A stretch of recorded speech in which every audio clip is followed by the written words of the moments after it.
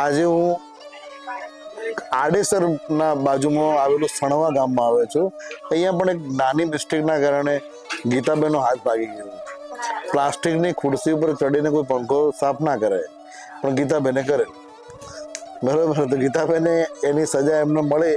1.5 મહિના સુધી હેરાન થઈ ગયા અને હવે કદી જિંદગીમાં પ્લાસ્ટિકના ખુરશી ઉપર ચડી અને પંખો સાફ નહીં કરે.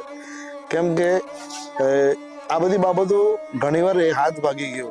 હાથ ભાગવાની જગ્યાએ માથામાં પણ લાગી શકતું હતું.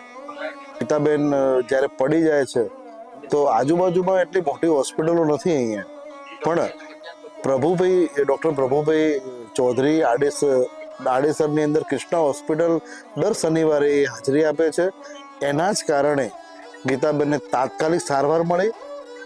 સારવાર તો મળી, સારવારની સાથે સાથે કૃષ્ણા હોસ્પિટલમાંથી ગાડી પાટણ મૂકવા જાય છે અને ત્યાં પ્રભુભાઈના તો ઇમરજન્સીમાં ઓપરેશન થાય છે.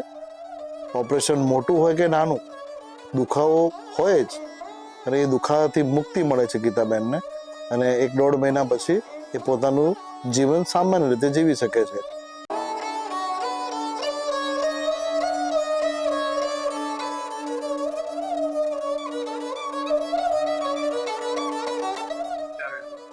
પંખો સાફ કર, બધું કામ થાય છે. હા, ડોલ ઉપડે જ છે. કોઈ પણ બારો ઉપડવો તો પડે. હા.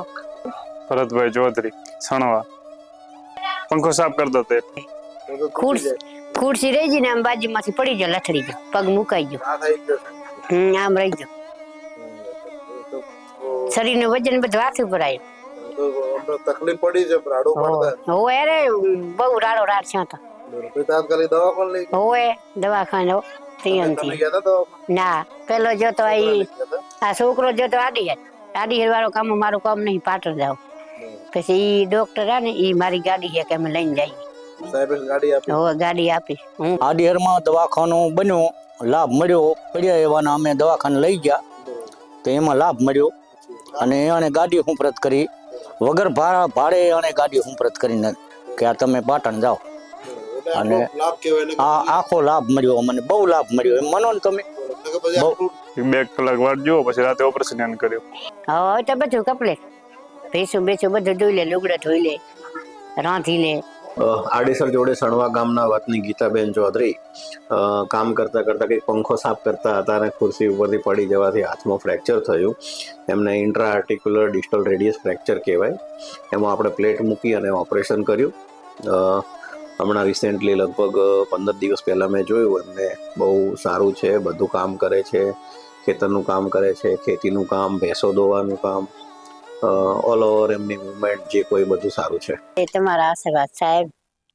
ખૂબ ખૂબ સાહેબનો આભાર અને બહુ સારું થઈ ગયું.